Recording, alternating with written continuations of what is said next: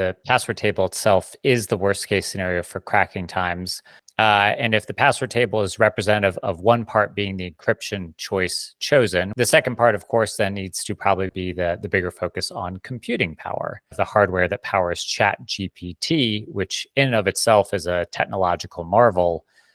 Computing power has gotten very fast, and it's kind of started to open up that question of, I think, for the industry at large, are we approaching such high-powered computers in the traditional computing space that are we starting to get closer and closer to the quantum future that we're worried about?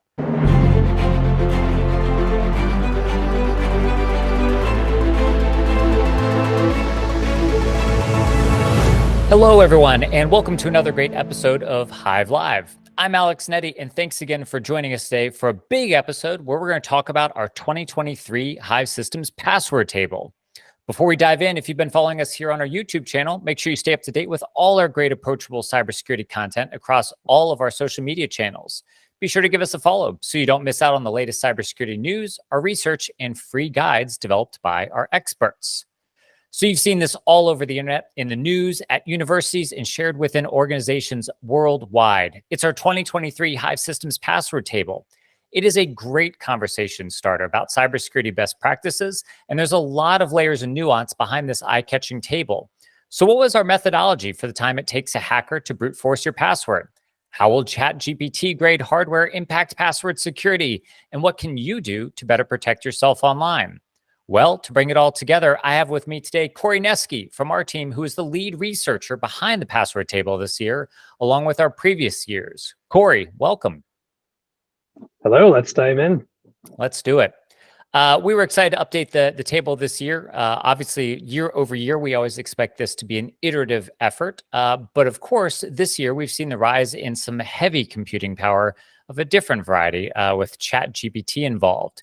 And so we wanted to sit down and we wanted to look at all of this data and really answer kind of the question of where are passwords today and what can we as individual users and consumers do about them.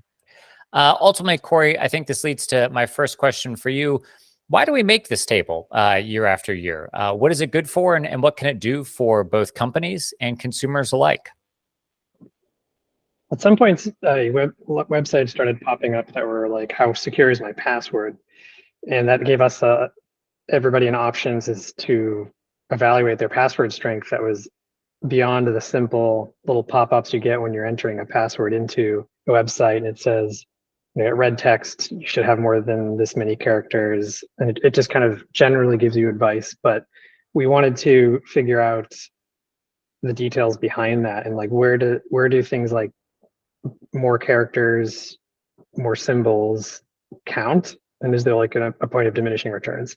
So like most people, we pick our search engine, go out and look for password strength calculators. How secure is my password was the one we ran into at the original table. But it wasn't clear what was being used behind the scenes to make that calculation. And we also noticed that it wasn't changing month over month or even year over year. So it seems like a good investment of time for us because businesses lean on passwords heavily for security and for privacy and individuals. And they continue to be part of large-scale data breaches. You see it all the time. Everybody gets, it's like junk mail at this point, getting a notification that your password is part of a breach or your username and email address or whatever it is. And also, as we'll get into, when your multi-factor authentication provider fails open or your implementation of multi-factor authentication, this thing where you get a text message and type in a number, you click accept on your phone to log into something. When that fails, your passwords are back on stage as the frontline fighters. We'll talk about LastPass a little bit because they had a breach that is kind of a good illustration of this situation and got a lot of coverage. So we'll talk about that. But last reason I think is passwords are annoying. They don't feel good. They're not fun, but we have to deal with them. So we want it to find a way to be as efficient as possible with them and understand like where our opportunities. We have the only thing worse than a password is a password on a touch screen. And we're getting more and more touch screens, so having long passwords is obnoxious, and even complex passwords, because you have to go to a different page on your touchscreen keyboard and all that. And also, fingerprint scanners are getting better, but at least for me, they're unreliable and gets very frustrating. Yeah, even for us as cybersecurity professionals, I was just trying to update some firmware on my printer the other day, and I had to log in with a password on a tiny, touch screen that was attached to the printer. Not a great user experience.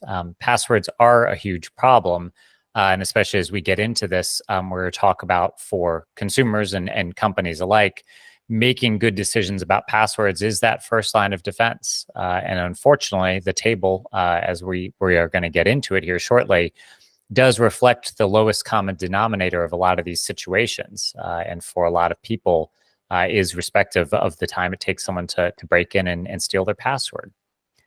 All of that being said, as the post went viral on Reddit a few weeks back when we first shared the new research, there's a lot of questions about what this table is and isn't, what it shows and what it doesn't show. And we got a lot of different questions about that. All of that is to say, though, that instead of just publishing just the table without any explanation, we actually wrote an extremely comprehensive write-up about all of this information, which is available on our website at www.hivesystems.io/password. And we'll drop that in the show notes as well. It runs through the entire methodology behind this table, some of the assumptions, some of the information, even some different iterations of the table as well that cover all of the different ways that we thought about and looked at where passwords are today. Eventually, we did have to make a decision about what went in the official password table, and we'll talk about that in just a little bit. But if you haven't seen this table or this article and our full write-up yet, we definitely recommend you go give it a visit and read through. In the meantime, Corey, let's talk a little bit about what our table really is. What is it covering? What is it showing? And kind of what are some of the assumptions that we made? Sure. So I think common misconception is that we're guessing a person's password on a phone or a website. So we're in the login screen, the username, password, and we're just typing something, getting it wrong, damn, trying again. But that's not what's going on here. So what we're doing with the password table is showing what happens if a hacker steals the database that sits behind those login screens. So the password that you enter is held up against a data set, a table of hashes before you get the green light to log in. And that's how the big breaches happen. This is what happened with LastPass. This is what happened in many of the breaches that you see on Have I Been Pwned, which we have a link to at the end for people who don't know about it. And that's probably what happened when you get an email saying your passwords have been part of a breach. So we focused on that. It's like the most kind of the more common and the highest magnitude type of password breach that people are most likely going to encounter. So, and attackers get much more bang for their buck by stealing a whole database of hash digests than trying to break into accounts one for one. And it's more efficient to just see what you can get from such a breach and then look at the names and see if they're important people or people that might have money than it is to like pick a target and then try to strategically break in. Instead, you can just take a millions of people breach and go and start from there. Start with what you have available. Organizations tend to neglect the security of the password databases because they prioritize the databases that contain private data that people care about, which is understandable. But again, we're not really talking about the login screen. It's databases of password hashes, but it's still applicable as people, I think, intuit, as we'll talk about and as you can read about in the article. So first thing we have to do is talk about hashing. We have a very sophisticated visual for that that cost us thousands of dollars to develop. So let's take a look at that. So what hashing a password What an involves. incredible triumph of graphic art.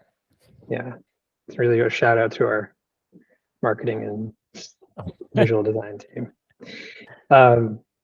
So like hashes are things like when you hear MD5, SHA-256, SHA, or bcrypt. You can't reverse them. They're not like ciphers that you do with like a decoder ring. When we're cracking means when we say it is, we're generating all the possible combinations of passwords that a person could make with the characters on your keyboard. And then we're applying the hash function to each one of them in the same way that you would apply like a simple thing like multiply everything by 5, the number 5. And then you get this number coming up the other side. That's what hash functions are basically doing. And so to do that can be time consuming, and it is made time consuming on purpose by the people that make these hash functions so that this process is costly for attackers. But to speed it up and reduce the cost, you use GPU.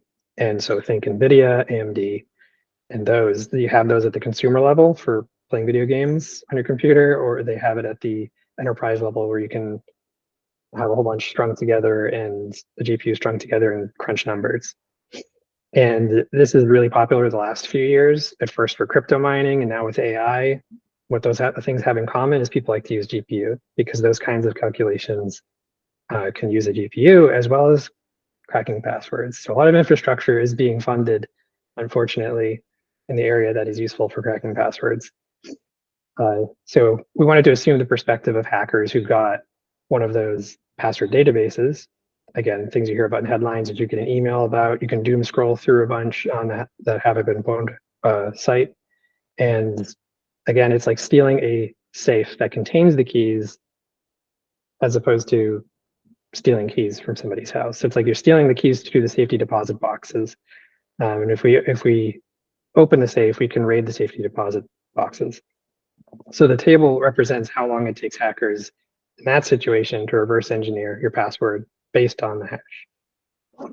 So hackers are, as a disclaimer, hackers are still going to take the easier approach, whether it be phishing, guessing at a login screen, if there's not a lockout, and trying all common passwords and passwords that have been lost in breaches in the past.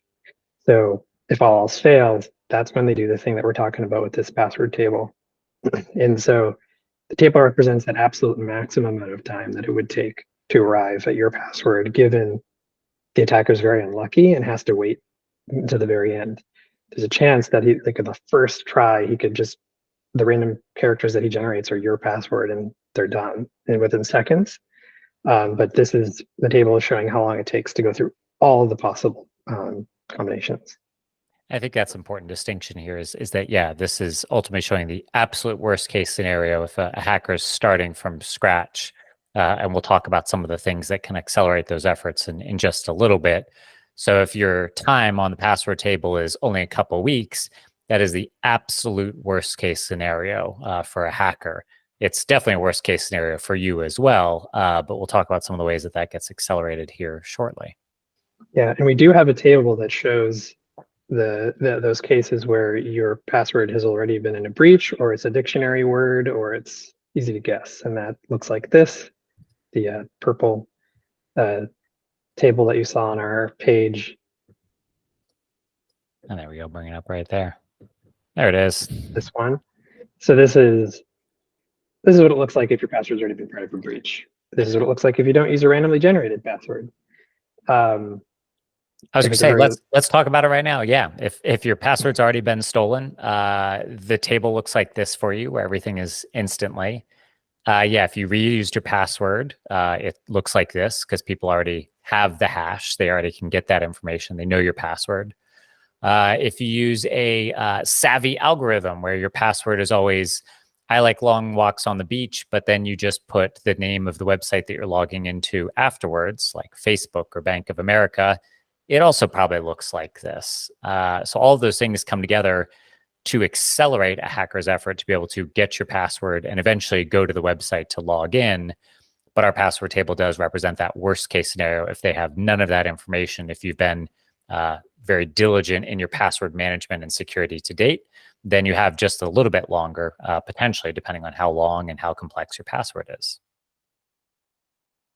That's right. So if we did want to consider the slow, comprehensive approach to hacking, we need to look at, and then what we use to produce this table, we needed to look at how strong how fast these GPU were, how performant were they doing calculations for us. And we knew that the advertised calculations per second that GPU manufacturers put on their website, they end up getting watered down by the other parts of the computer that's doing the cracking, because the average, it's the list price, it's the claimed performance, but once you actually implement something, you have other things involved. You have RAM, you have CPU, you have hard drive space, you have how much electrical power is part of this.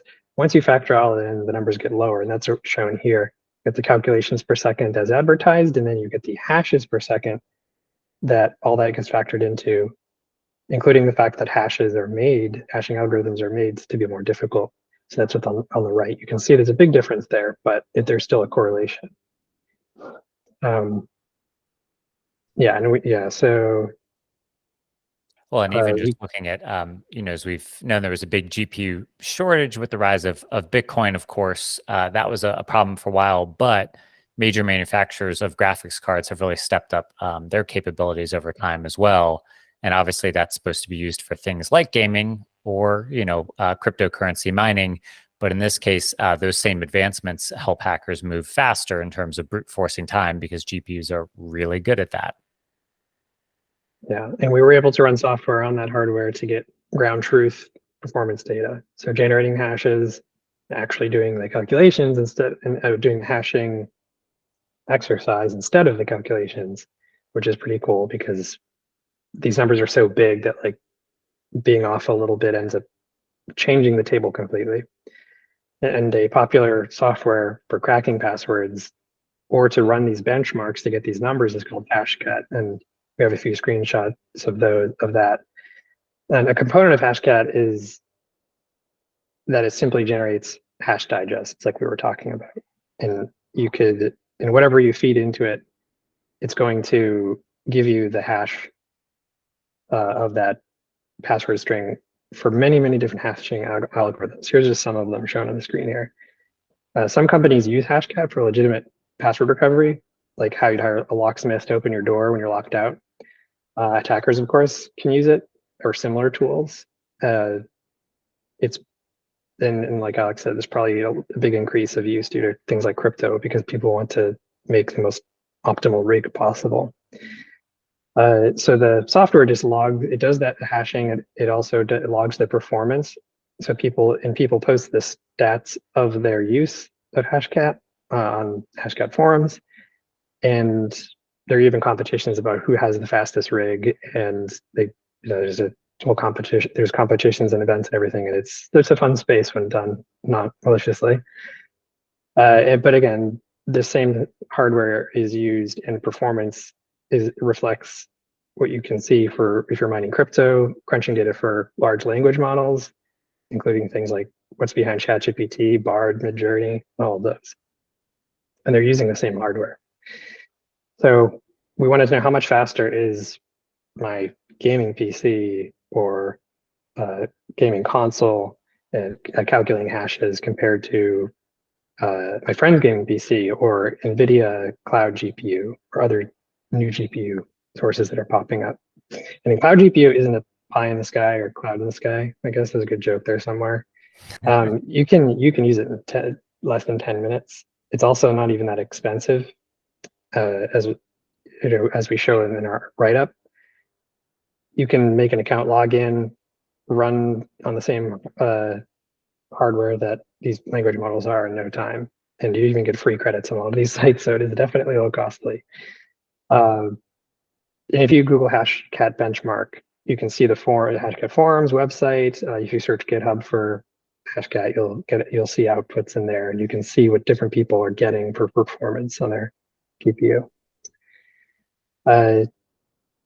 So what we did in addition to running to searching through all those defined stats is then find like a commonality, because sometimes the bad data is just a fluke, or somebody has bad hardware, not enough electricity going into the GPU. We ran our own to do some sanity checks and see are these results real, or are we able to repeat them? And so we looked at a hacker who's using a gaming PC for their cracking, a hacker with money with some money that uses cloud GPU, though we're starting to think that maybe that you don't need to have that much money. It's probably actually cheaper to just use cloud GPU than to buy a GPU. I was And just saying, right, hackers, yeah, a multi-thousand-dollar gaming rig versus a couple hours of cracking at some weak passwords for maybe under $100, probably a better yeah, investment. But I don't think I want to get into the economics of hacking today, but maybe another time. it is interesting. Yeah, and there's also the in between, which is hackers that use other people's cloud GPU, consensually or otherwise. So like you can make malware. You've heard of botnets or crypto malware that is using a person using your resources without you even knowing it. And you're just like, oh, my computer's slow today, or the fan's really blowing like crazy. You can just use other people's GPU, not legally. But there are alternatives. There are consensual versions of that, which are like Lambda, where if you have a crypto rig or you have something, or maybe you are disenchanted by crypto at this point and you have this expensive hardware, you can go onto these websites and rent out your, your GPU rig in the corner of the room, and people can pay. And so it's a lot of options these days for this. So for our, you have to make assumptions to come up with any numbers and make a simplified table. So I wanted to get into that. We weren't sure which hashing implementation made the most sense to use. So we did make tables for all of the major ones. We did see that bcrypt's one hashing algorithm is strong and it's much more difficult to crack, but it also takes more time away from users. So like when they're logging in, they have to wait longer for things to happen. They have to wait for things to decrypt. And it also ends up adding up for sites with a lot of visitors. If you're a website that has millions of users a day, you're paying a little bit extra for that extra computation to use a stronger algorithm. So it's a balance. NIST recommends PBKDF2 with SHA-256, and that seems to be the password manager favorite. They seem to all use that or better. But we are seeing MD5 showing up most often in data breaches, and our numbers so represent the max amount of time it takes to crack MD5. We think it's a decent compromise for reasons that we'll go over. Beyond the fact that many websites are still just using it.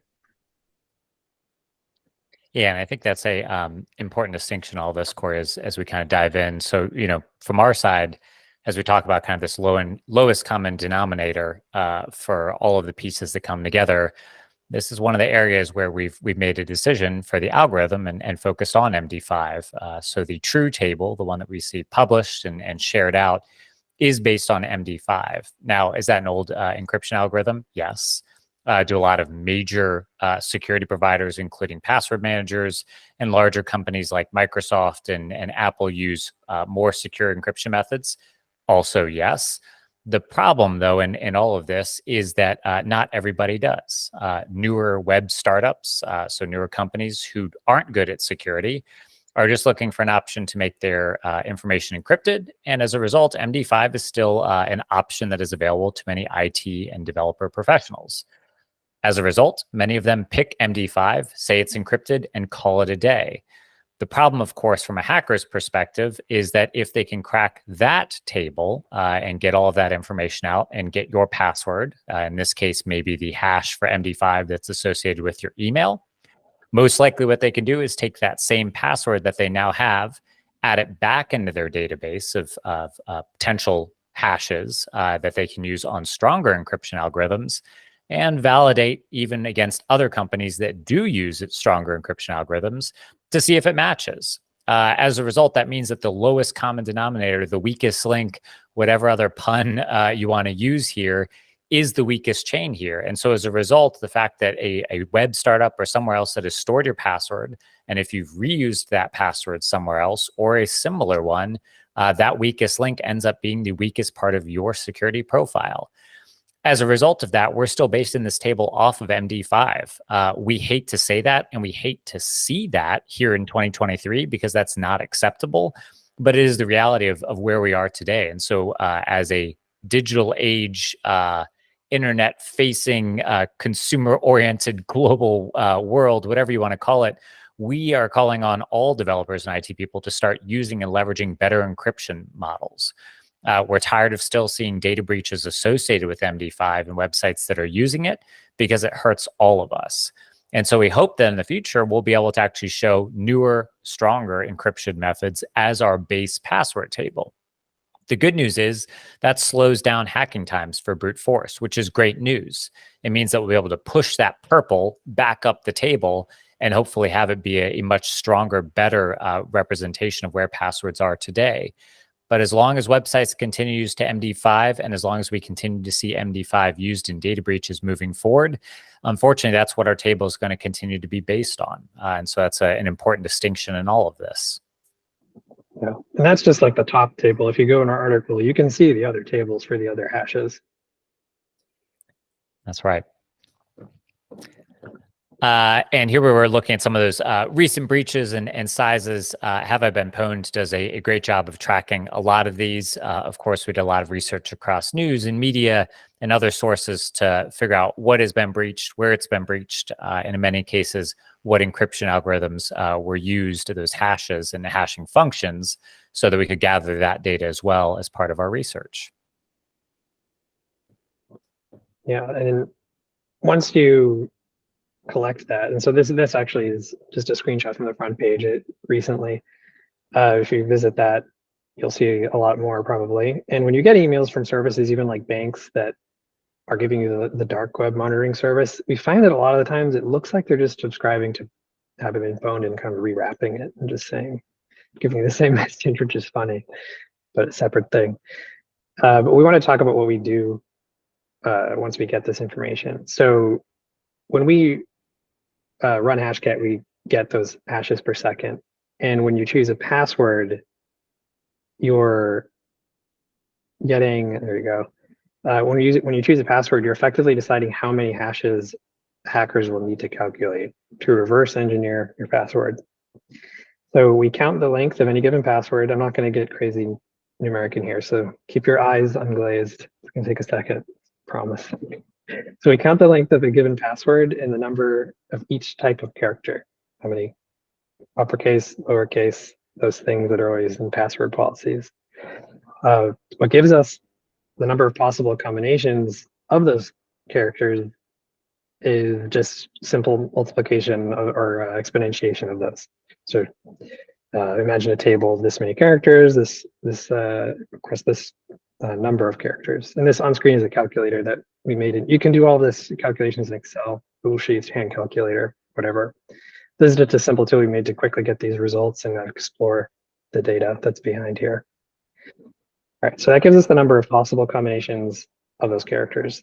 We need to know that because we need to generate all those possible variations of a password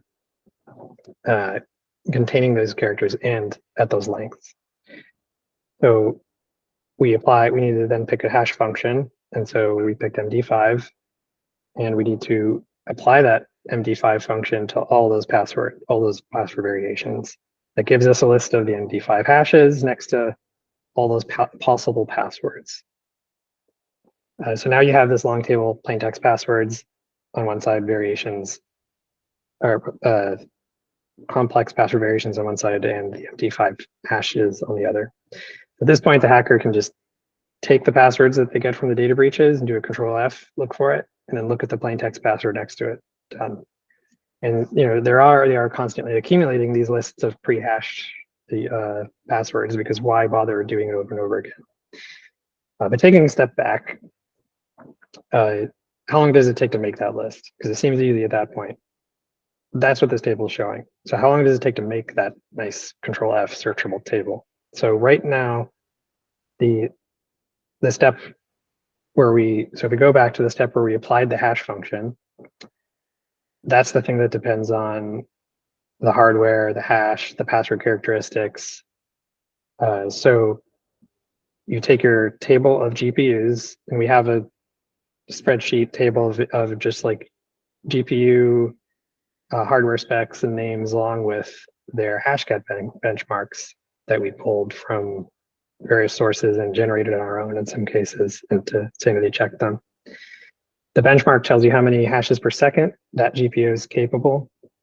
of, and you already know your password length. That's pretty easy. You can even do that by counting the little stars when you're counting the password, or when you're looking at the password in the field. So you take the number of hashes you need to calculate, and you divide it by your benchmark, and you get how many seconds are required to crack that particular password. That's it in a nutshell. And that's what this screen is showing. If as you change the number of characters, as you change the kinds of characters, how does what's called the character space open up? And the character space is basically, look at your keyboard. These are all the possible characters. How many different ways can we combine them? People do have definitely asked about, like, what about all the other characters? What about emojis? What about all these things? We did review several major websites with sites with a lot of users, sites that people have to log into, like different banks, and we looked at what are their password requirements. They tend to limit you to just the characters that are on the top of a QWERTY US keyboard, your number pad, and you have your exclamation point, at symbol, pound symbol, and so on. They tend to limit just to those, and even the other symbols on your keyboard that are around, your enter or return key, they don't allow you to use those. So we stuck with what most sites are vastly, like over 90% of sites are using, which is a smaller subset of characters, which is shown here. You can see in the character row. And then there's the red false sections where most websites don't allow those characters to be used in passwords. And Corey's being modest here. The way that we built this and can run this hundreds of thousands of times across different hashes, different GPUs, and all these iterative methods, and all of this is bookended and backended by our research, was with this sheet that he's built here. Helps us create all those variations, run all the computations across, and using all of the data that we have to be able to ultimately pull all the information together in both the password table that you've seen shared, but all those variations that exist in that methodology write-up as well. So nice work, Corey. Thanks. Yeah, there's a big data set, a few data sets behind there that it's referencing that are going to get too big to have in a spreadsheet soon, but that's why we have modern technology, and we'll put it into database form. That was just for demonstration purposes, make it easier to look at. One of the big things, as we've talked about here, is this idea that the password table itself is the worst case scenario for cracking times.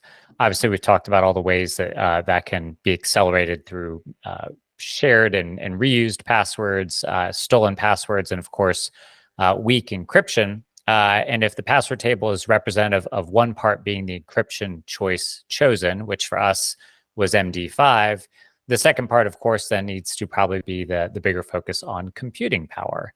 Obviously, there are a lot of new GPUs that have come to market recently. And as we talked about at the start of this episode, the advent of the hardware that powers ChatGPT, which in and of itself is a technological marvel, computing power has gotten very fast. And it's kind of started to open up that question of, I think, for the industry at large, are we approaching such high-powered computers in the traditional computing space that are we starting to get closer and closer to the quantum future that we're worried about?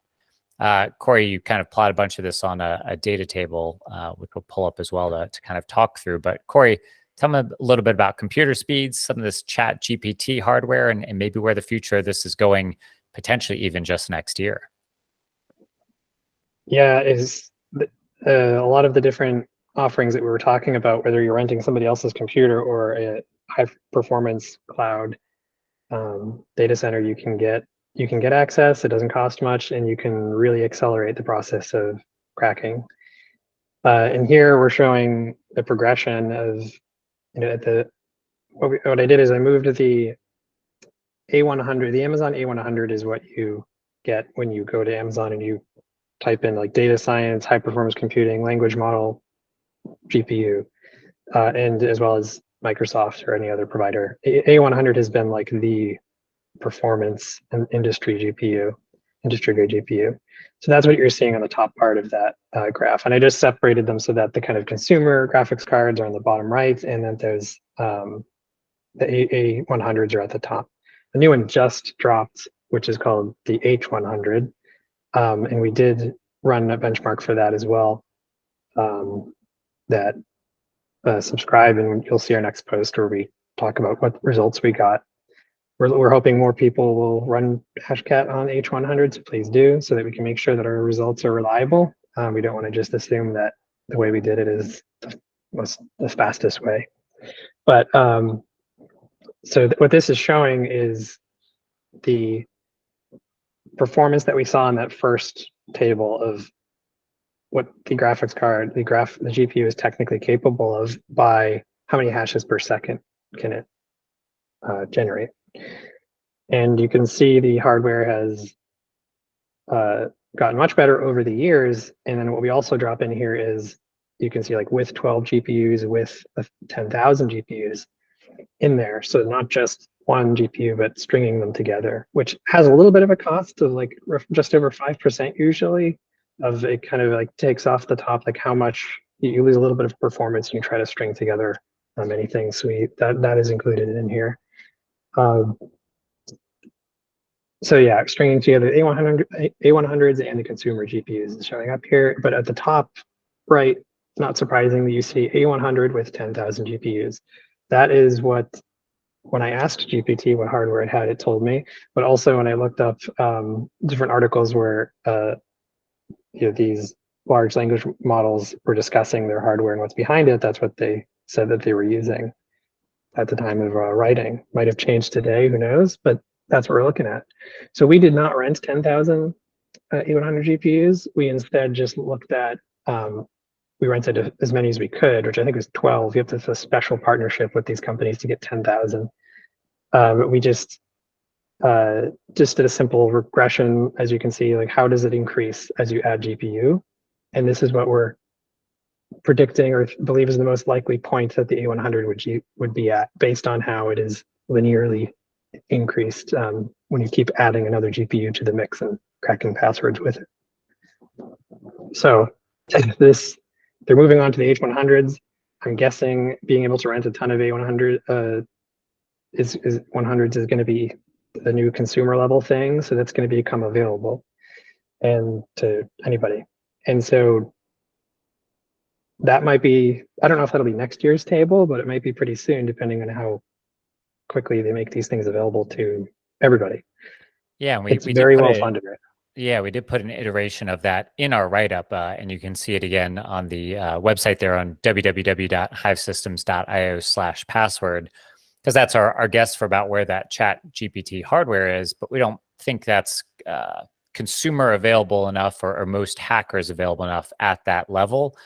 But by this time next year, with the pickup and pace of ChatGPT hardware as a service, whatever acronym word salad that's going to be, it may be consumer available. And that may mean that our table next year may be based on that hardware. And if we are still seeing MD5, that's going to be a pretty brutal table with a lot of purple, I would think, Corey. Yeah, and some funny things are happening as we develop hardware for crunching or calculating in this way. When we ran the H100s, which was more performant than all of these, as you'd expect, we noticed things like bcrypt, which is supposed to be a stronger algorithm, was actually getting cracked faster.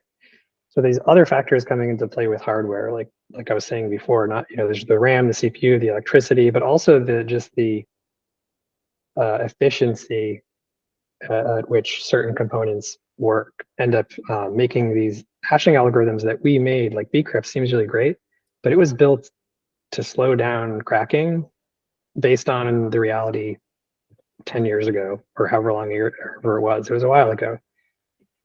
We're already seeing with the H100 that actually is, an H100 GPU can crack bcrypt and other stronger algorithms faster than it can D5 at this point.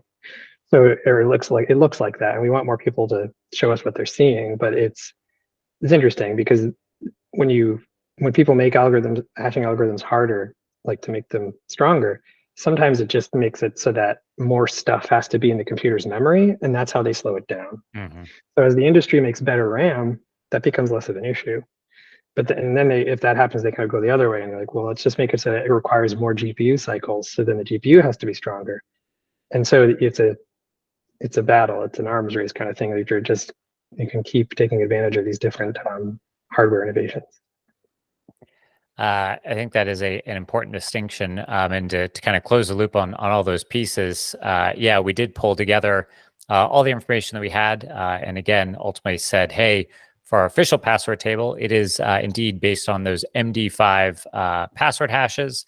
And in this case, the most consumer-friendly version or affordable version we could look at from a GPU perspective was an RTX 4090 with 12 GPUs. All of that being said, Corey, let's get into some frequently asked questions, criticisms, whatever we want to call them, that we've heard over the past couple weeks since we first released this research. One of the very first questions that we see, and we see a lot, is this password table doesn't make sense. Modern websites lock you out after a couple failed attempts, so how could they try thousands of times over a period of week to get into my password? Corey, there's a pretty simple explanation. You talked about this a little bit earlier, but walk us through it. Yeah, lockout policies like that are a great way to slow down people, probably family, from trying to guess your password at the login screen. But most data breaches and most large-scale data breaches take the form of hackers stealing the database of hashes so that they only need to enter in one of those passwords into the field once because they've already cracked it behind the scenes. And so they can get it right the first time. They don't need to worry about the lockouts. Our table covers that scenario, and consider LastPass, who had this happen to them. Hackers stole the password hashes from the LastPass servers and are likely cracking away at them right now. They're not, I'm sure people have been trying to break into people's LastPass accounts by going to lastpass.com and trying to type in usernames and passwords, but obviously they get locked out. So naturally, as hackers usually do, they said, let's just get behind the scenes and grab the password database directly and deal with cracking away on the comfort of our homes before we come back to the site. Yep. And I think that's the key distinction in all of this is, yeah, they go and take all the pieces and then no pesky lockouts in the way. They can just mash away on it for hours, weeks, days, months, as you saw. Another thing we have seen as well is, hey, this password table doesn't make sense. Many websites use multi-factor authentication or two-factor authentication. So this whole thing is irrelevant. Corey, what do you say to that? Yeah, so MFA typically only helps with that kind of login we were just talking about, where you're typing in username and password and trying to get in the conventional way or the intended way. MFA is like a strong lock on the or strong metal door for the front door of your house. So the hackers will just, but what do you do? Like, I can't, oh, wow, this is an impressive door, but hackers are just going to break a window and work around the door. So it works most of the time. And for the really subtle thieves in the neighborhood, but a determined or lucky hacker who will find other ways in.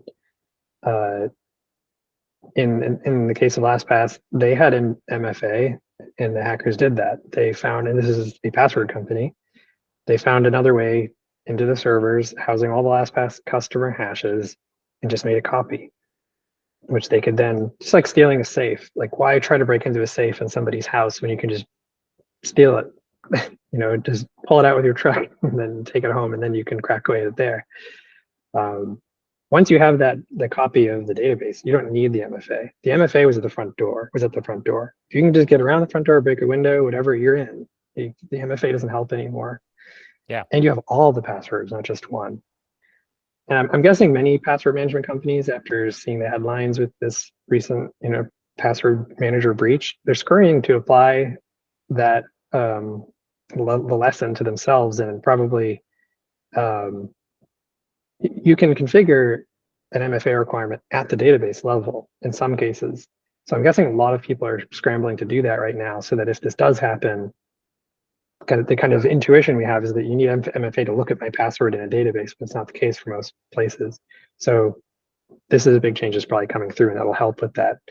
But yeah, like I said, the MFA only helps with that kind of easy to imagine scenario of breaking in by typing in stuff onto a website. But the biggest breaches and the most frequent breaches are stealing the database behind the scenes. MFA is not needed. And I think too, it kind of goes back to that analogy where we could say, hey, I've got a lock on my house and an alarm. but I'm just going to leave my front door open because I have an alarm, right? To say I'm going to have a weak password because I have 2FA is only part of it. We've seen too frequently where people will be able to try to prompt for 2FA, right? Maybe through an app or an SMS notification. And sometimes we'll even 2FA bomb phones where there's just a request constantly coming in with a code or a prompt or a push notification to a person's phone. And that person just gets so annoyed that finally they just hit accept to make it stop. Boom, if that person was trying to get in, they are now in. So there's lots of ways to circumvent that 2FA as well. And so it just brings about that question and ultimately what we think about in the world of cybersecurity, which is why not have better defense in depth? Why not have a strong password and strong 2FA? Having a weak part in that equation only makes your security posture less, and it's not going to help you in the long run. Yeah, I do want to say though, MFA is like a much more powerful security control than a lot of the other ones. If you just search any list of framework or people giving advice or whatever, you're always going to see MFA toward the top. It is a very effective control. And it's very simple because kind of a kind of weird coincidence that we all have these phones on us all the time. That is a little weird, objectively speaking, like unusual. Like, why would we have this thing on us all the time, this piece of electronic? Whatever, that's the case, we have them. And so that makes MFA easy for us, which is fortunate. And that allows this second factor in a few different ways, like Alex was describing. It is extremely effective, statistically speaking. I mean, Google publishes a regular report, like how much does having MFA reduce the cost of phishing? Phishing being the most, oftentimes the most common form of breach, because they can guess your password, figure it out, all of the stuff we were talking about, but then they have to do that MFA step. It's very effective. We don't mean to denigrate it. It's really just to point out that the table isn't talking about that snare. Exactly. Another question we commonly hear is this one when people start to consume the table for the first time. My password is in the orange, so I'm good, right? Or my password's in the yellow or the green, so I'm good for 226 years or 5 billion years. Corey, what do you say to those individuals? The password table represents the maximum amount of time required to crack a password using a very brute force approach. Hacker will most likely generate a match to your password before the end of that period. And if they're very lucky, it could happen within seconds, like I was saying earlier. So you want to get into the green as much as possible. Also, one reason we're showing it, and I think this is even a better point, is we're showing this table every year, every couple of years, because we want to show how rapidly hardware is speeding up the process of cracking passwords. So you might be in the orange this year, but next year you're not. You might end up being, end up being in the purple. It depends on kind of like the luck of reality of like how good is the hardware that's going to come out. And right now it's particularly precarious because of the first fueled by crypto, but now by large language models. A lot of infrastructure is going into that stuff, which is going to make it cheaper and more available.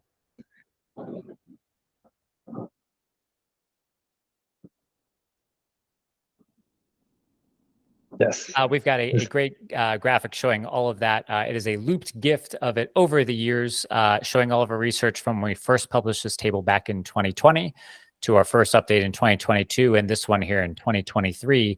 Again, all of these were based on MD5, as we noted, because we still see those used in breaches today.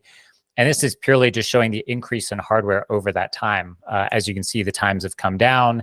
The purple has also come down, and so has the red. And so what was green just a few years ago is actually orange in many cases here in 2023. Knowing, as you saw with some of those graphics when we were looking at the hardware behind ChatGPT, that's going to accelerate rapidly, which we anticipate given the huge jump from where the most of that data was to where that data point was sticking out for the ChatGPT hardware. We would anticipate that the purple starts creeping down this table even faster than it was over this past 3 years when we first did this.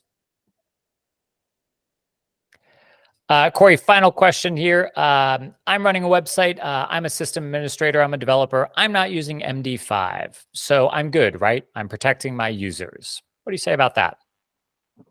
Well, look at the write-up for the other tables and see if yours is in there. Ask us if it's not in there. Tell us the hashing algorithm. We'll generate it for you and show you what the table is given your the hashing algorithms that you've implemented or your hashing implementation.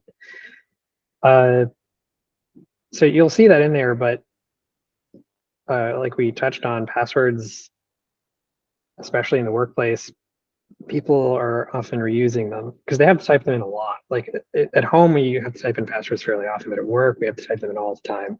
So people use things that they can remember and that are easy to infer from their environment.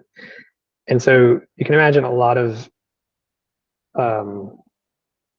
the passwords used in your environment are being reused from people at home or with a number added on the end. And so if there's already been a breach of those passwords, that's a big problem. They don't even need, they just do that Control F and they find it right away. So I don't think you're good, but it is great. That was the first thing you should do. Increase the strength of the hashing algorithm you're using, but also the defensive depth stuff. And use MFA. And if you want to really get ahead of the game, apply MFA at the back end where the sysadmins live, so that even when they have to access that data set, they have to do MFA again. That would have prevented this recent big breach. So I could consider that. If you need help with those things, let us know. We help do that. We implement it directly as well. That's right. Corey, thank you again for this great update this year on the 2023 table. Of course, for everybody watching, we'll be back with another table again next year. As we noted, we hope that the encryption algorithm changes, but if we continue to see MD5 and data breaches and in the research that we're conducting, it'll likely still be based on that algorithm. And knowing the exponential pace of hardware, where we are in computing, this table could look very different at this time next year. And that's a scary proposition. So if you're a consumer or a company, make sure you set strong passwords, implement MFA, have secure development cycles to make sure that you're choosing the right hashing algorithms and protecting both yourselves and your customers and clients. From our side, that's all the time we have today. I want to thank Corey again for creating a super useful tool to help make cybersecurity approachable. We think this is just one of the many tools that helps people identify and understand the world of cybersecurity and make better decisions about passwords. We hope you'll share this episode with your friends and family who may be putting themselves at risk with their password choices. As always, our experts here at Hive Systems help make your cybersecurity journey more approachable. So please reach out to us anytime by contacting us at www.hivesystems.io, where you can also check out again the write-up on the methodology behind this year's password table and even download high-resolution copies for use at your organization or in your print media.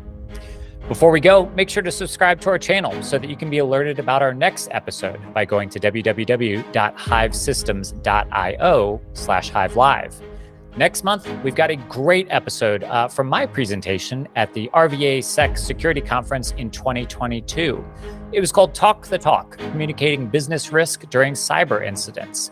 We'll have that from the recorded version of that available next month for you to view. So make sure you don't miss it by subscribing to our channel at www.hivesystems.io/HiveLive. Until next time, remember, when it comes to cybersecurity, you need to act and not react.